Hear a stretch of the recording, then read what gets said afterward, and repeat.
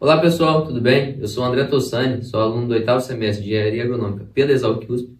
Hoje a gente está aqui na primeira edição do Rubiácea Cast, o mais novo projeto do GAP, que tem como finalidade trazer conversas, discussões a respeito de temas técnicos e científicos voltados para a quimiofertilidade e adubos de adubação.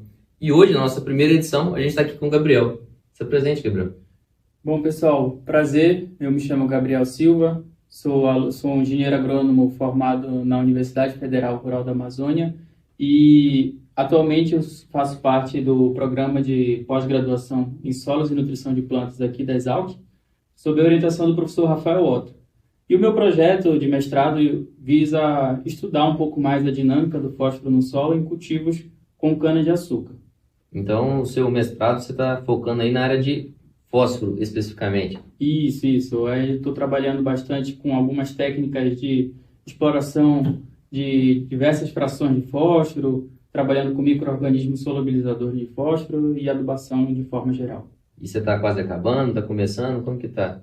Eu estou finalizando aí o mestrado, pretendo entrar no doutorado agora no próximo processo seletivo e o projeto está bem encaminhado. Não, bom demais. Então, eu acredito que a nossa conversa aqui hoje vai ser toda guiada para estudar um pouco, debater sobre o fósforo em específico, né? Que é a sua área de atuação, a sua área de especialidade. Isso. Eu tenho me debruçado aí nesse nutriente por há quase 2 anos, durante o período do mestrado, então acho que tem um pouquinho a agregar aí nessa nossa conversa. Bom, então acho que para começar o nosso debate, Gabriel, acho que a gente na academia ouve muito falar, né, na aula de quimiofertilidade, de adubos, o professor Pavinato comenta sobre o Legacy P. Mas eu não entendi ainda muito bem esse conceito. O que é isso? O fósforo pode acabar? É legal essa pergunta, André. O Legacy P, basicamente, é aquilo que a gente adiciona de fertilizante fosfatado, sendo ele mineral ou orgânico, e que a planta não consegue absorver por algum motivo. E a gente sabe que os nossos solos tropicais são um sumidouro muito grande de fosfato, né? De fósforo. Então, aquilo que a planta não absorve e aquilo que é perdido não entra na conta do Legacy P. Então, basicamente, é o fósforo que está retido no solo e que não é perdido nem absorvido. Ah, então o Legacy P leva em conta o fósforo que é absorvido ou o fósforo que fica perdido no solo? Não entendi isso ainda. É o solo que fica absorvido no solo. Então, em camadas, né, em frações menos lábeis para a planta. Então, a planta não consegue acessar aquele fósforo e ele também não é perdido. Então, ele fica retido no solo mesmo. Então é basicamente aquele fósforo que eu comprei, chegou lá o bag de adubo para mim, eu apliquei e ele não serviu. Isso. A planta não absorveu, não foi para nada. Esse é o fósforo que está em conta no Legacy P. Exatamente. Somado a isso, também tem a questão do fósforo natural, né? O fósforo natural também entra na conta do Legacy P. Então, aquele fósforo que já está presente no solo de forma natural, entra na conta também. Entendi. E por que isso é preocupante? A gente sabe, né, que as reservas são finitas, mas pensando na agricultura atual, assim, em breve a gente vai ficar sem fósforo já? Como que tá essas perspectivas? Isso aí é uma discussão interessante, né? A gente sabe que a reserva global de fosfato, né, gira em torno de 65 bilhões de toneladas. E somente o Marrocos detém de 50 bilhões de toneladas de fertilizante fosfatado, não, de rocha fosfática, que é o produto, o minério, né, a apatita, que vai gerar o fertilizante fosfatado. Então, quando a gente faz uma conta, então, tipo assim, de quanto a gente tem dividido pelo quanto a gente usa anualmente, a gente tem a taxa de quantos anos ainda essa rocha fosfática vai durar. Então, somente o Marrocos, que tem 50 bilhões de toneladas, se a gente fizer essa conta, daria por aproximadamente mais 1000 anos. Então, não é algo assim tão alarmante ainda. Entretanto, a gente não sabe a real dimensão dessas reservas fosfáticas, né?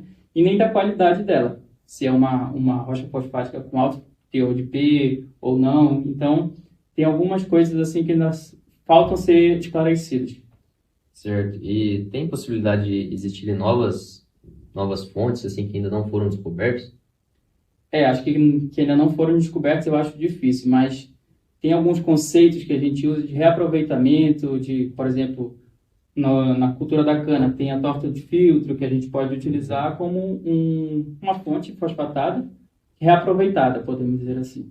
Então, basicamente, a gente que é agrônomo, né, e está aí nessa área todo dia, a gente tem que tentar ser mais eficiente. Exatamente. Descobrir novas rochas não é o caminho.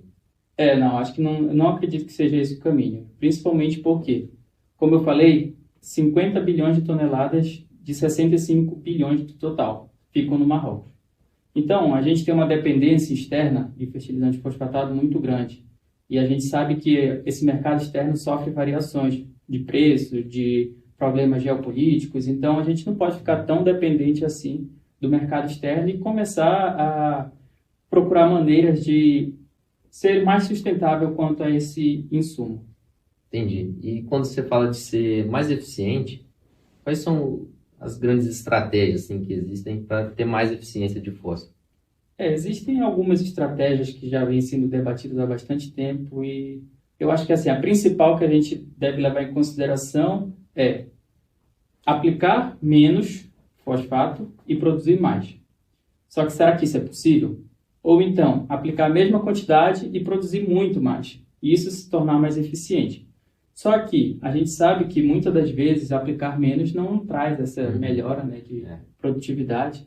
Só que alguns estudos vêm demonstrando aí que a exploração desse legacy P, ou seja, esse legado de fósforo que já está no solo, aquele fósforo que está retido lá no solo, que a planta não consegue absorver, a gente começa a explorar ele, então, de forma teórica, né, a gente tem mais fósforo aplicado, porque a gente tem um pouquinho do legacy P e um pouquinho do que a gente aplica. Então, isso se torna mais eficiente. E nessas estratégias, a gente ouve muito falar de solubilizadores de fósforo, que são normalmente micro-organismos, né? São bacilos, pseudomonas são aplicados, e eles realmente solubilizam esse fósforo do Legacy P? Esse é um debate ainda que está em tona também, muito assim, controverso ainda, pelo fato de que os testes para solubilização de micro-organismos solubilizadores de fósforo geralmente são feitos em laboratório, né, em placas de Petri, para ver o potencial deles em solubilizar fósforo. Mas quando a gente leva esses micro-organismos para o campo, a gente encontra uma condição totalmente adversa, totalmente diferente daquela do laboratório. São altas temperaturas, falta de umidade, acidez elevada, enfim, são inúmeros outros micro-organismos que competem entre si, são uma infinidade de fatores que levam a essa certa discordância de se eles são solubilizadores de fato ou não. Porém, um ponto importante a destacar é que todo micro-organismo ele é multifuncional. Ou seja, um micro-organismo ele pode ser solubilizador de fósforo, mas ele também pode promover crescimento, ele pode fornecer algum tipo de hormônio para a planta, até mesmo fixar biologicamente o nitrogênio. Então, a gente sabe que muitos micro-organismos que não são específicos para a fixação biológica de nitrogênio também fixam. Então, como eu falei, são multifunções. Então, a planta que consegue, ter um benefício de dessas funções já é algo interessante a ser observado. Então, assim, aqui no GAP, com a equipe Grãos, o próprio PCM, a gente já testou várias vezes vários produtos biológicos que, no final, são vendidos como solubilizadores de fósforo. E a gente observa em alguns experimentos que tem incremento, mas não necessariamente esse incremento está ligado à solubilização de fosfato, realmente. Pode ser outros benefícios. Sim, exatamente. É mais ou menos o que a gente vem observando, inclusive, no meu projeto de mestrado, em que a gente não está vendo um acréscimo de fósforo solúvel no solo. Eu estou fazendo fracionamento de fósforo. A gente não está vendo mudanças de frações para frações mais lábeis, digamos assim, mas está havendo um ganho de produtividade. Então, isso, querendo ou não, torna a nossa adubação, não só de fosfato, mas outros tipos de adubação mais eficiente, porque a gente está produzindo mais com a mesma quantidade de adubo. Entendi. Nesse sentido, falando também de micro-organismo, a gente vê muito falar sobre micorrização. Só que eu confesso para você que eu ainda não entendi muito bem como que isso acontece. Você sabe dar uma explicação? Não é minha especialidade a parte de micorrizas e tudo mais, mas a gente entende que micorrizas são uma extensão da raiz da planta. Então, elas, principalmente ali na região da rizosfera, o fungo micorrízico, né, vai atrás de alimento, de carbono, de forma geral, né, de algumas substâncias, em que elas se aproveita dessa substância que a planta excreta, e a planta se aproveita porque ela também é uma extensão e ela consegue absorver água, nutrientes de forma geral. Então, a micorrização é basicamente isso, é a extensão de raiz das raízes das plantas. Então, e por que eu queria perguntar isso? A gente ouve falar assim de conhecimento popular, assim, nada complicado demais, que existe a raiz, de certa forma, ela cresce buscando o fósforo. E que quando você vai e você aplica o fósforo, deixa ele localizado ali perto da raiz, ela fica preguiçosa, vamos dizer assim, porque ela não faz micorrização. Isso acontece mesmo? Tem alguns estudos que indicam isso de fato, quando a gente faz, principalmente nessa disputa aí de fósforo a lanço, fósforo no suco, a gente vê que a aplicação de fósforo a lanço, como está mais espalhado na região do solo, a gente vê que as raízes conseguem procurar mais o fósforo, então, consequentemente, cresce mais, explora um volume maior de solo. Entretanto, o aprofundamento da raiz também pode ser, o aprofundamento de adubo fosfatado no sulco também pode ser benéfico, porque, querendo ou não, a planta vai crescer para baixo, que é onde geralmente tem, podemos dizer assim, onde ela consegue explorar mais recursos hídricos e até mesmo absorção de nutrientes. Entendi. Mudando um pouco de assunto, a gente ouve também falar muito sobre a fosfatagem, né? Sobre essa prática corretiva. E acho que tem uma íntima relação com o Legacy P, né? Sim. O que seria a fosfatagem? Quais são os seus principais objetivos? A fosfatagem, também chamada de fosfatagem corretiva, ela visa aumentar os teores de P no solo. Então, por exemplo, se eu tenho um solo lá com pouquíssima quantidade de fósforo nas camadas superficiais, e eu faço a fosfatagem, o nosso objetivo é aumentar os teores de P no solo. Entretanto, há uma divergência aí de conceitos, porque muitos autores dizem que fosfatagem é para saturar os sítios de absorção do solo. Já ouvi falar isso aí também. Então, só que eu acho que para a gente saturar todos os sítios de absorção, ou pelo menos grande parte deles, a gente precisaria jogar o Marrocos todo lá. Basicamente. Tipo assim, são muitos sítios de absorção, principalmente aqui em solos tropicais, em que a gente tem uma alta quantidade de óxido de ferro e alumínio, que são ávidos por fosfato. Então, fosfatagem consiste basicamente em fazer uma superadubação, assim? Eu não sei se superadubação, mas a gente bota uma grande quantidade ali de fosfato e para a gente elevar os teores de P no solo. Entendi. E como que essa fosfatagem é feita? Que tipo de fonte eu posso dar nela? Eu uso MAP, DAP?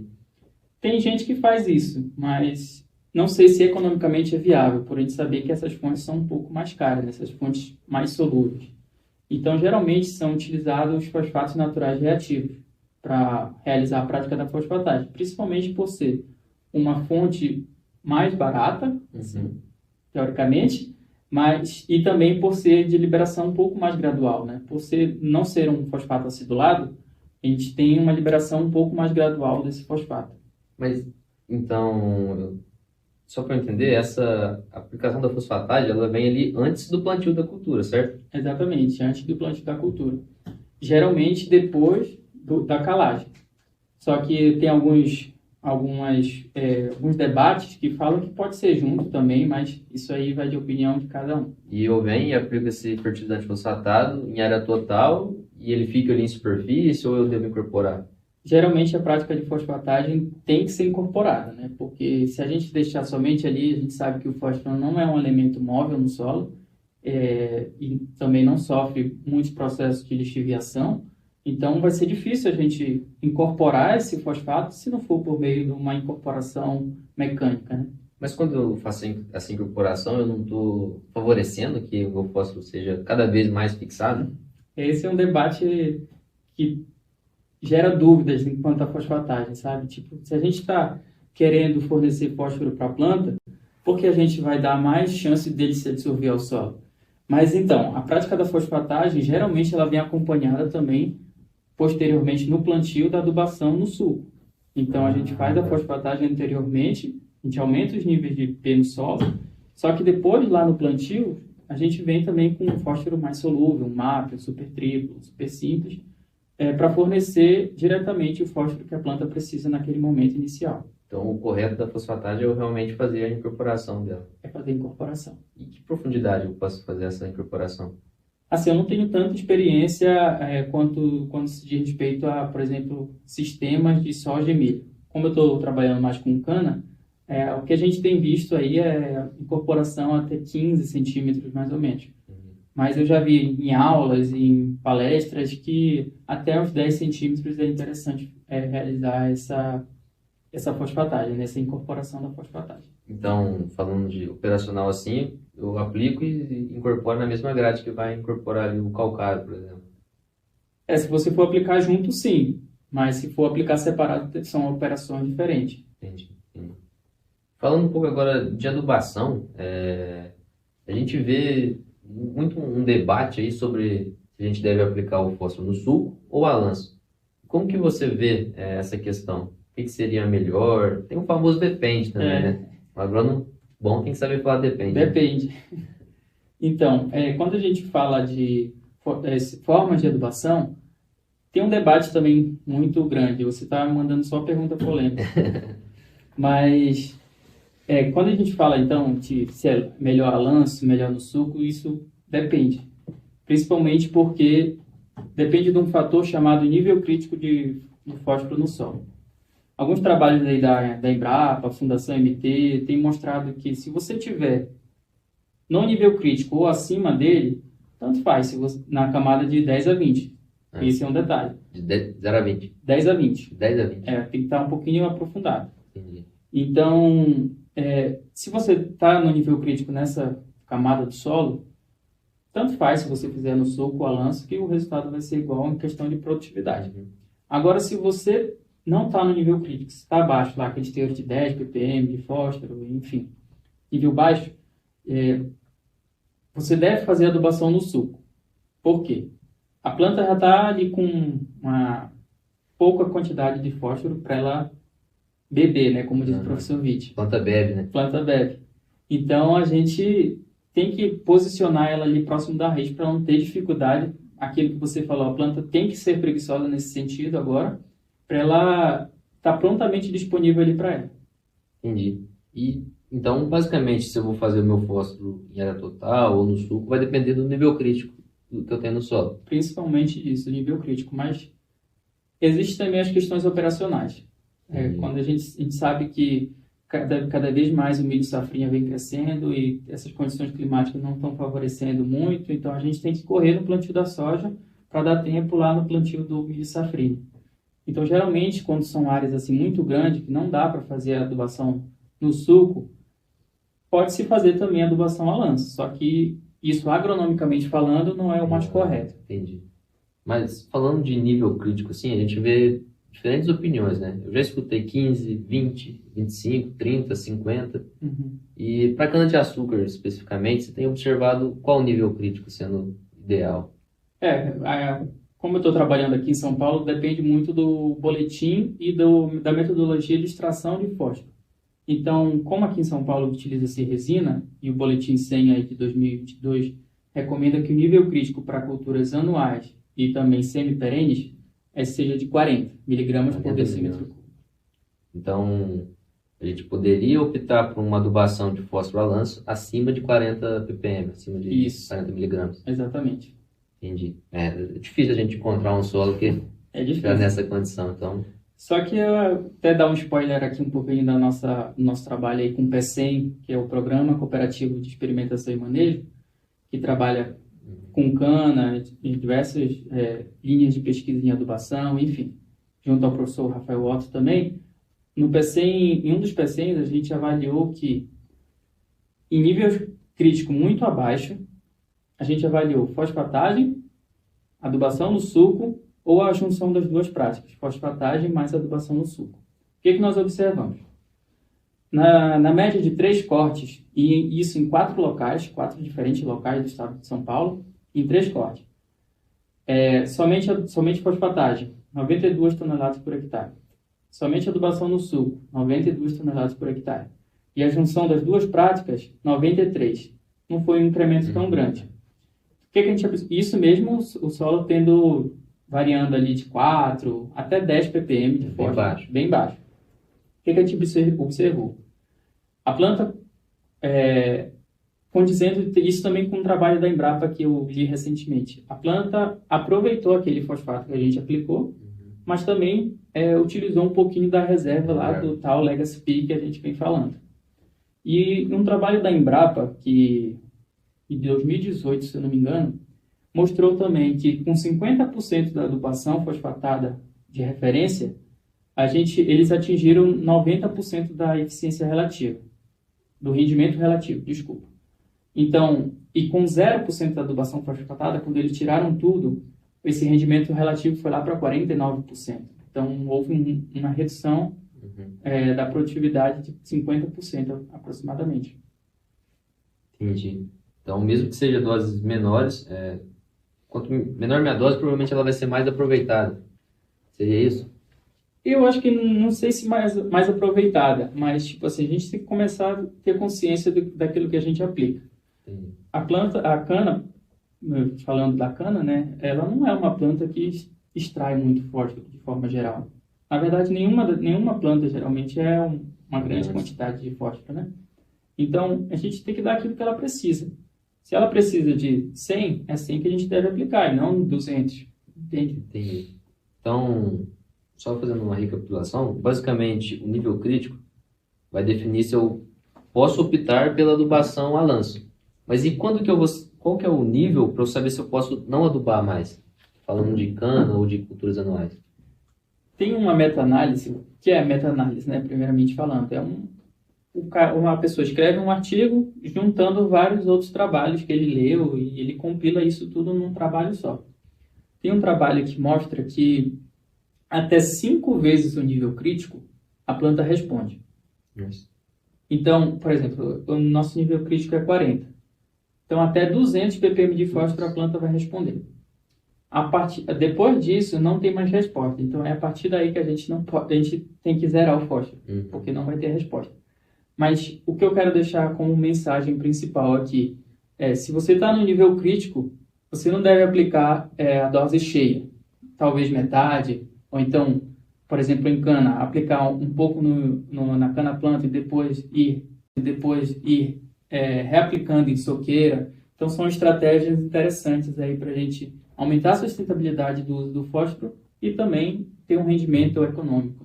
Né? Até porque responder não quer dizer que você está ganhando lucrativamente, exatamente, né? Às vezes o preço do fertilizante está ficando mais caro que o incremento de produção exatamente. que eu estou tendo. Não, interessante demais. Mudando um pouco agora o foco da nossa conversa, a gente vê, né, que nos dias atuais muito tem se aumentado o uso de calcário. E então a gente vê aplicação superficial de calcário em soja, milho, na cana-de-açúcar também. O professor Otto pega bastante pela reaplicação na soqueira, 3, 4 toneladas. E a gente sabe que o fósforo ele tem um probleminha ali com o cálcio, né, em pH alto. Como que você avalia isso? A gente pode estar misturando fósforo com calcário superficial? Como que está? Alguns pesquisadores dizem que podem, mas, por exemplo, o professor Witt, isso é um crime. Mas, assim, quando a gente fala de áreas de plantio direto, por exemplo, em que a gente está aplicando ali todo ano calcário, geralmente, né? E superficialmente, que a gente não pode revolver, aquela camada ali de 0 a 5 centímetros está com pH alto, em torno de 7, 7,2, 7,5, enfim. Então, quando a gente aplica uma fonte fosfatada que tem cálcio na sua composição, por exemplo, super triplo ou super simples, na verdade só super simples, né? Então, a gente pode ocorrer um processo de retrogradação do fosfato, porque ele já está muito concentrado em fósforo. Então, aquele fósforo que é fósforo ligado a cálcio, ele tem que se dissolver para ficar só cálcio e só fósforo, só que tu já tem um ambiente muito rico em cálcio. Então, pode ocorrer o processo inverso. Então, para essas áreas específicas, eu tenho que optar por outras fontes, eu não posso usar super simples. Exato. Geralmente, a gente recomenda, né, o MAP ou uma fonte fosfatada recoberta por algum enxofre elementar. Porque qual é a nossa ideia nesse sentido? Você aplicando uma fonte com fertilizante nitrogenado, no processo de nitrificação, ocorre geração de acidez. Não, é a mesma coisa que ocorre com o enxofre elementar. O enxofre elementar gera acidez, então vai reduzir um pouquinho ali o pH ao redor do grânulo, e isso não vai permitir a retrogradação do fosfato. Então basicamente eu uso alguma fonte que acidifica para o meu pH baixar um pouquinho de 7 e não acontecer essa ligação de fósforo calcário que forma a famosa apatita que o professor Vitti gosta de falar, né? Exatamente. Entendi.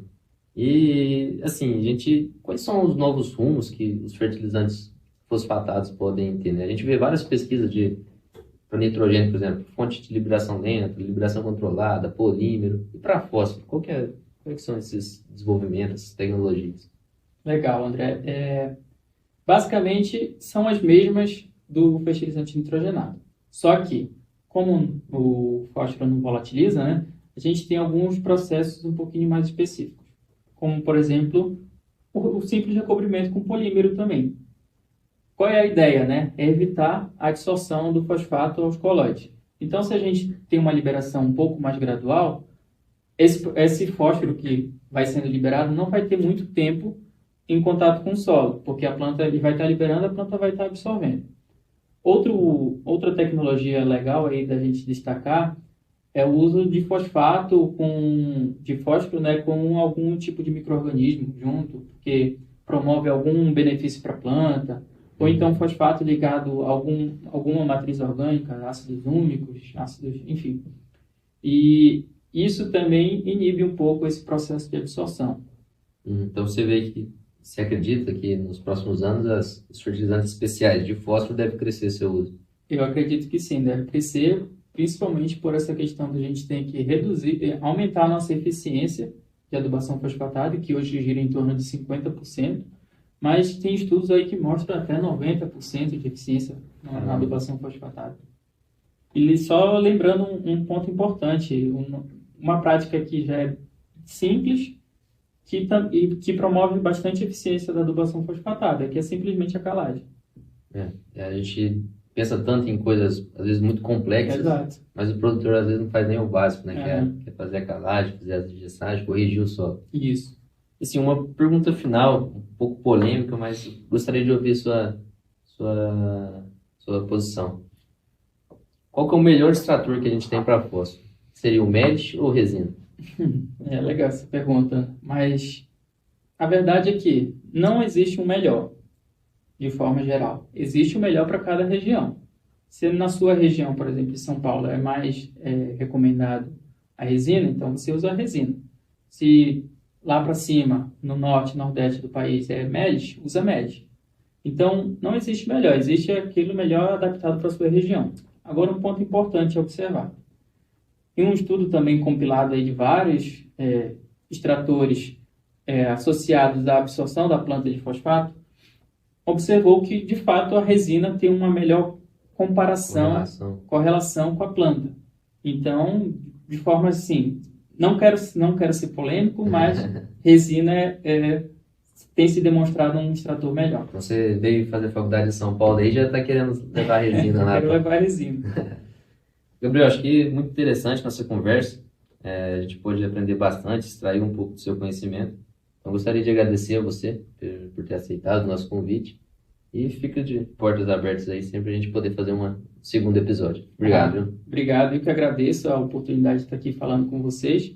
A gente que é um grupo assim tão que foca tanto nisso, né, de adubação, fertilidade do solo, deveria ter de fato um podcast para difundir isso de forma cada vez maior de forma geral. Então, eu agradeço muito a oportunidade aqui de vocês me chamarem e estou à disposição para uma próxima entrevista. A gente agradece. Essa foi a nossa primeira edição do Rubiácea Cast. Se você gostou desse nosso debate, curte, comenta e compartilhe.